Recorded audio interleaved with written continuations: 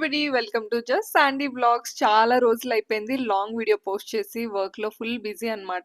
But daily shorts అయితే post చేస్తున్నాను. Follow అవుతున్నారు అనుకుంటున్నాను. ఈ వీడియో కూడా 3 మంత్స్ బ్యాక్ వీడియో. ఎప్పటినుండో ఎడిట్ చేద్దాం అనుకోని I thought I last the footage. Finally I found the footage. So, అందుకే ఇంకా షేర్ చేస్తున్నాను. ఒక మెమరీగా ఉంటదని చెప్పేసి.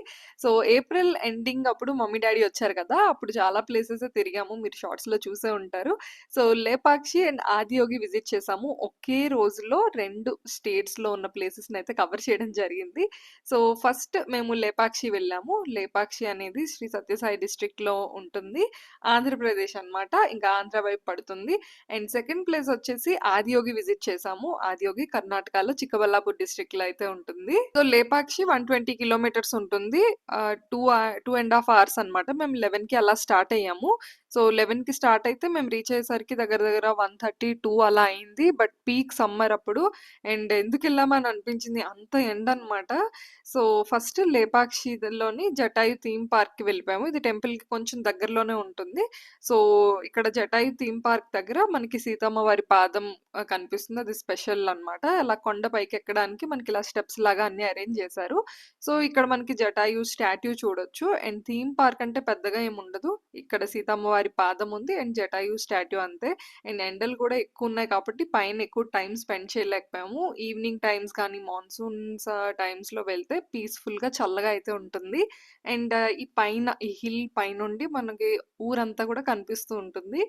సో, ఇంకా అది చూసేసి ఒక పక్షిని చూసామో లేదో ఇంక మేము వడదెబ్బ తగిలిన పక్షుల్లాగా అయిపోయాము. సో, అక్కడే ఇంకా షుగర్ కేన్ జ్యూస్ కాస్త తాగి రిలాక్స్ అయ్యామన్నమాట కాసేపు. ఇంకా ఇక్కడి నుంచి మనం మెయిన్ టెంపుల్ వీరభద్ర స్వామి టెంపుల్ ఉంటుంది. అక్కడికి వెళ్ళిపోవాలి. సో, వీరభద్ర స్వామి టెంపుల్‌లో మనకి ఏంటేంటి ఫేమస్ ఏంటి అనేది మీకు టెంపుల్‌లో అయితే చూపిస్తాను నేను. మేము కొంచెం పర్వాలేదు కానీ మా పేరెంట్స్ ఎక్కువగా ట్రావెల్ చేయరనమాట. వాళ్ళకి ఇది బాగా టైరింగ్‌గా అనిపించింది. ఫైనల్లీ టెంపుల్ రీచ్ అయిపోయాము. ఇక్కడ విజయనగర ఆర్కిటెక్చర్‌లో మొత్తం ఎక్కడ చూసినా సరే మంచిగా కార్వింగ్స్ ఉన్నాయి. హ్యాంగింగ్ పిల్లర్స్ ఉన్నాయి. సో, ఇక్కడ ఆర్కిటెక్చర్ చూడడానికే రావాలి. ఇఫ్ యూ ఆర్ సమ్‌వన్ మీకెవరికైతే హిస్టరీ, ఆర్కిటెక్చర్ ఈ రిలేటెడ్ థింగ్స్ కొంచెం ఇంట్రెస్టింగ్‌గా అనిపిస్తాయో you can visit Lepakshi temple అండి. సో, లేపాక్షి టెంపుల్ అనేది 16థ్ సెంచరీ టెంపుల్. అండ్ ఇక్కడ హ్యాంగింగ్ పిల్లర్ ఉంటుంది అంటారు కదా! నేను చాలా వీడియోస్‌లో చూసాను. ఆ హ్యాంగింగ్ పిల్లర్ కింద నుంచి మనం క్లాత్ గాని ఏదైనా లైక్ పాస్ చేయొచ్చు అని చెప్పి. బట్ నాకక్కడ అసల హ్యాంగింగ్ పిల్లర్ కనిపించలేదు. బట్ మేబీ నేను మిస్ అయ్యాను అనుకుంటా. అన్ని పిల్లర్స్ ఒకేలాగా ఉన్నాయి. మీరు ఒకవేళ లేపాక్షి వెళ్ళుంటే హ్యాంగింగ్ పిల్లర్ చూసారా లేదా కామెంట్ చేయండి. ఒకవేళ నెక్స్ట్ టైమ్ ఎప్పుడైనా వెళ్ళుంటే నేను కూడా తప్పకుండా చూడడానికి ట్రై చేస్తాను. ఇక్కడ స్కల్ప్చర్స్ కానివ్వండి, ఎవ్రీ పిల్లర్‌లో rich in heritage and architecture అన్నమాట.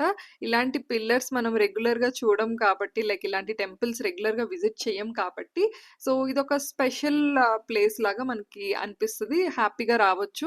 అండ్ మీకింకా ట్రావెల్ ఇంట్రెస్ట్ ఉన్నవాళ్ళు అయితే ఇంకా పొద్దున్నే స్టార్ట్ అయిపోయి కదిరి చూసి, కదిరి తర్వాత లేపాక్షి, లేపాక్షి తర్వాత ఇంకా ఆదియోగి చూస్తే మనకి కంప్లీట్ డే ట్రిప్ అయిపోతుందనమాట. ఇంకా డివోషనల్ ట్రిప్ పేరెంట్స్‌కైతే బాగా ఎంజాయ్ చేస్తారు.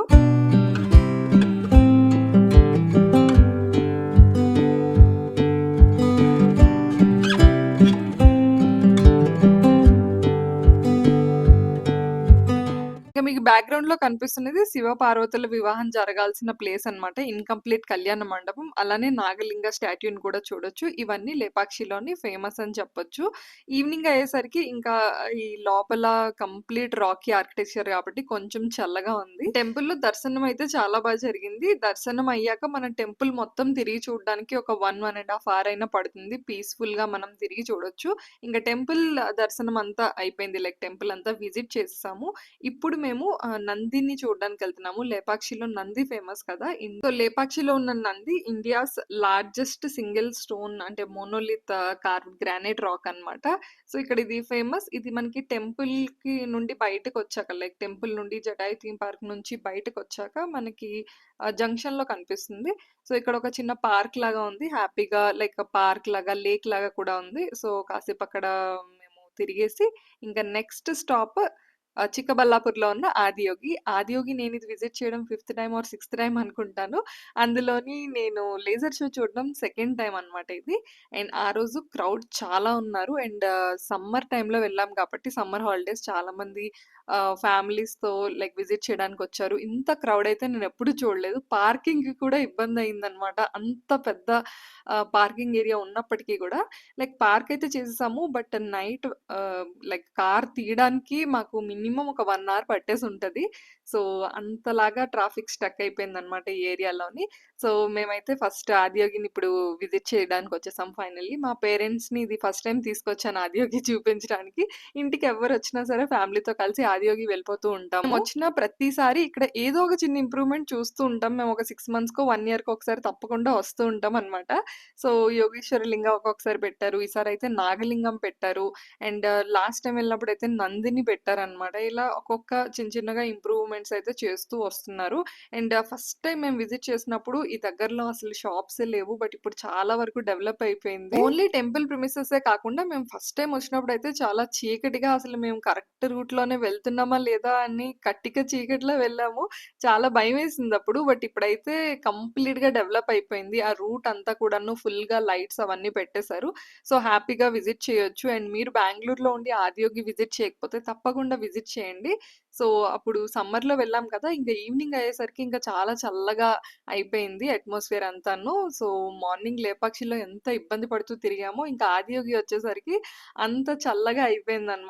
So, we felt so relaxed and relieved. అసలు ఆదియోగి ఎంత పెద్ద ఏరియాలో ఉంది అంటే, ఆ రోజు జనాలు లైక్ ఇసుకేసినా రాళ్ళనంత జనాలుంటారంటారు కదా! అంత జనాలున్నా సరే ఓవర్ క్రౌడెడ్‌గా అనిపించలేదు.